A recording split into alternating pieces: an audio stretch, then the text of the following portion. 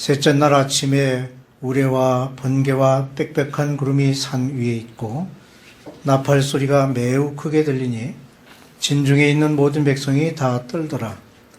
모세가 하나님을 맞으려고 백성을 거느리고 진에서 나오매 그들이 산 개슬게 서 있는데 시내산의 연기가 자욱하니 여호와께서 불 가운데서 거기 강림하심이라. 그 연기가 옹기까마 연기같이 떠오르고 온 산이 크게 진동하며 나팔 소리가 점점 커질 때에 모세가 말한즉 하나님이 음성으로 대답하시더라. 여호와께서 시내산 곧 그 산 꼭대기에 강림하시고 모세를 그리로 부르시니 모세가 올라가매 여호와께서 모세에게 이르시되 내려가서 백성을 경고하라. 백성이 밀고 들어와 나 여호와에게로 와서 보려고 하다가 많이 죽을까 하노라. 아멘.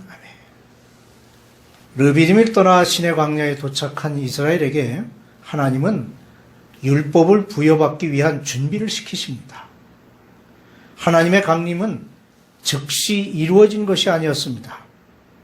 백성들은 기다림의 시간이 필요했고 하나님의 강림을 준비하는 과정이 필요했습니다. 그 준비의 첫 번째 단계는 하나님의 제사장 나라가 될 수 있는 영적 준비와 마음의 준비를 하도록 하신 것이었습니다. 하나님께서는 이스라엘 백성들에게 제3일에 강림할 것이니 예비하되 산에 오르거나 산을 범하는 자는 죽임을 당할 것이라고 하셨습니다. 그리고 백성을 시험하시며 하나님을 맞기 위해서는 많은 준비가 필요하다고 말씀하셨습니다. 이스라엘아, 네 하나님 만나기를 준비하라고 아모스 선지자도 말했습니다. 여호와는 거룩하시고 거룩하십니다. 그러기에 그 어떤 사람도 거룩함을 훼손하고 범하면 그는 죽게 됩니다. 죽는 이유는 죄악이 임한 세상에는 이미 죽음이 있기 때문입니다. 에스겔도 범죄하는 그 영혼은 죽으리라고 말했습니다. 인간이 어떻게 하나님 앞에서 의롭다함을 받겠습니까? 율법의 행위로 의롭다함을 얻을 수 있는 사람은 아무도 없습니다. 율법을 부여받기 위한 두 번째 준비는 정결의식이었습니다. 이 정결의식을 위해 하나님께서는 다시 모세를 부르셔서 그에게 나타나 보이셨고 모세는 하나님의 명령을 백성들에게 알려주면서 금지사항을 이야기합니다. 즉 거룩한 산에 오르지 말 것과 여인을 가까이 하지 말라는 하나님의 명령을 전했습니다. 마태복음 5장 8절에서 예수님은 마음이 청결한 자는 복이 있나니 그들이 하나님을 볼 것이며 라고 말씀하셨습니다. 하나님을 볼 수 있는 조건 중 가장 중요한 것은 바로 정결함입니다. 곧 죄로부터 떠나서 자신을 정결하게 하는 것입니다. 그런데 하나님께서 모세에게 직접 명령하셨다는 것에서 그 중요성을 알 수 있습니다. 이것은 단순히 외적인 정결뿐 아니라 마음속에서 우러나오는 뉘우침과 회개로 의롭게 살려는 각오를 가진 내적인 정결함이 수반되어야 하는 것입니다. 이스라엘 백성들이 애굽을 나온 지 불과 며칠 만에 불순종의 고개를 들어 모세와 하나님을 원망하였습니다. 본문 말씀은 이러한 불순종의 죄를 버리고 순종의 길을 걸으라고 말씀하시는 것입니다. 또한 이 말씀은 번번이 하나님의 말씀을 불순종하고 하나님의 말씀을 소홀히 여기는 마음을 버리고 하나님을 경외하는 신앙으로 돌아오라는 경고의 말씀이기도 합니다. 뿐만 아니라 그들 속에 잔재해 있는 세상의 유혹에 사로잡혀 있는 마음을 정결하게 하고 신실한 신앙으로 새롭게 무장하라는 말씀이기도 합니다. 왜냐하면 세상을 향한 유혹의 마음은 언제 어디서든지 하나님을 대적하는 무서운 결과를 가져오기 때문입니다. 하나님께서 가까이 계시다는 사실은 준비되지 못한 죄인들에게는 무서운 심판을 의미합니다. 하지만 준비된 성도들에게는 영원한 영광이 준비되어 있음을 알게 합니다. 이 영원한 영광의 아름다움을 마음껏 누리기 위해 잘 준비함으로 하나님께서 성도들을 위하여 베푸시는 잔치자리에 동참하는 성도가 되어야 하겠습니다. 하나님께서 이스라엘 백성을 특별히 선택하신 것은 그들로 하여금 제사장 나라가 되게 하여 주의 복을 전하게 하기 위함이었습니다. 마찬가지로 하나님께서는 죄인인 우리를 사랑하시고 부르신 것은 주님의 말씀을 전하게 하기 위함입니다. 그러므로 순종함으로 그 명령을 준행하여 하나님께서 약속하신 축복의 상속자가 되어야 하겠습니다.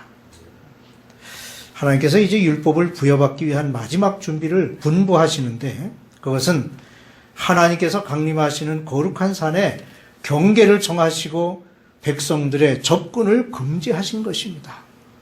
뿐만 아니라 장차 율법을 수행할 아론 자손의 제사장들에게 특별한 정결 의식을 명하심으로 영원한 율법인 십계명을 받기 위한 모든 준비를 마치도록 하셨습니다. 드디어 하나님께서 강림하셨습니다. 율법에 의한 그분의 강림은 그분의 위엄을 완벽하게 표현해 주는 7가지의 전조, 즉 우레, 번개, 구름, 불, 연기, 진동, 나팔 소리에 의해 알려졌습니다. 7가지 전조에는 인간의 마음이 끌리거나 진정시켜주고 격려하는 것은 하나도 없었습니다. 다만 심판자로서의 하나님의 특성만을 보여주고 있습니다. 거기에는 인간에게 주는 그 어떤 희망이 없습니다. 마찬가지로 장차 그분이 임하시는 날 그분 앞에 자신 있게 설 수 있는 인생은 하나도 없습니다. 하나님께서 자신을 보여주신 목적이 있습니다. 하나는 모세의 권위를 세워주시기 위함입니다. 하나님께서 자신을 나타내신 목적은 모세가 하나님과 백성들 사이의 중보자요, 하나님의 명령을 대행하는 대행자로서의 권위를 확고히 하기 위함이었습니다. 모세가 하나님께로부터 민족을 구출하라는 명령을 받았을 때 모세는 백성들이 자기를 믿지 않을 것이라고 하나님께 호소하기도 하였습니다. 실제로 모세는 이러한 상황을 맞이한 적이 여러 번 있었습니다. 그래서 하나님께서는 직접 강림하셔서 믿지 못하고 목이 곧은 백성들에게 그들로 하여금 두려워하며 놀라게 하신 것입니다. 또 하나 하나님께서 강림하신 것은 주권적 역사입니다. 모든 일에 있어서 하나님은 스스로 계획하시고 결정하신 대로 섭리하신다는 것입니다. 이러한 일들은 어떤 인간의 요구에 맞추어 선택하신 것이 아니라 하나님의 절대적 주권하에 이루어지는 것입니다. 그러기에 모든 피조물은 그분을 향한 두려움과 떨리는 마음으로 겸손하게 경외의 대상으로 하나님을 섬겨야 합니다. 바로 여기에서 우리는 하나님이 절대적 주권자이심을 알게 됩니다. 결코 하나님은 만홀히 여김을 받지 아니하십니다. 하나님께서 자신을 보이실 때에는 자신의 필요에 의해 적절한 시기와 장소에서 원하시는 모습으로 자신을 보이는 것을 우리는 성경 곳곳에서 볼 수 있습니다. 즉 율법을 주시기 위해 오신 하나님, 구원의 복음을 완성하기 위해 오신 예수님, 그리고 오순절 성령 강림으로 오신 하나님의 모습에는 분명한 차이점이 있습니다. 즉 음성으로 나타나셨고 인간의 모습으로 직접 보이셨고 내재하심으로 보이신 것에 차이점이 분명히 있는 것을 보게 됩니다. 첫째, 음성으로 나타나셨습니다. 백성들은 모든 준비를 마치고 하나님의 강림을 기다리고 있었습니다. 하지만 하나님의 형상은 보이지 않고 음성만이 들려왔습니다. 이것은 율법이 하나님께서 주시는 최종적인 것이 아니라 은혜의 예비 단계로서 보여주신 것임을 알게 합니다. 백성들은 하나님의 음성뿐만 아니라 형상으로 직접 강림하시기를 바랐습니다. 하지만 하나님께서는 음성으로만 나타나셨습니다. 이와 같이 인간의 영적 요구는 언제나 보다 높은 이상을 요구합니다. 이러한 열망은 이스라엘 백성뿐만 아니라 모세도 하나님의 영광을 보기 원했던 사실에서 알 수 있습니다. 그런데 음성으로만 나타나셨다는 것은 하나님의 섭리의 시작이요 하나님의 뜻을 이루기 위한 시작을 나타내고 있음을 알아야 합니다. 둘째, 성육신 하셨습니다. 요한복음 1장 14절에 말씀이 육신이 되어 우리 가운데 거하심에 우리가 그의 영광을 보니 아버지의 독생자의 영광이요 은혜와 진리가 충만하더라고 말씀합니다.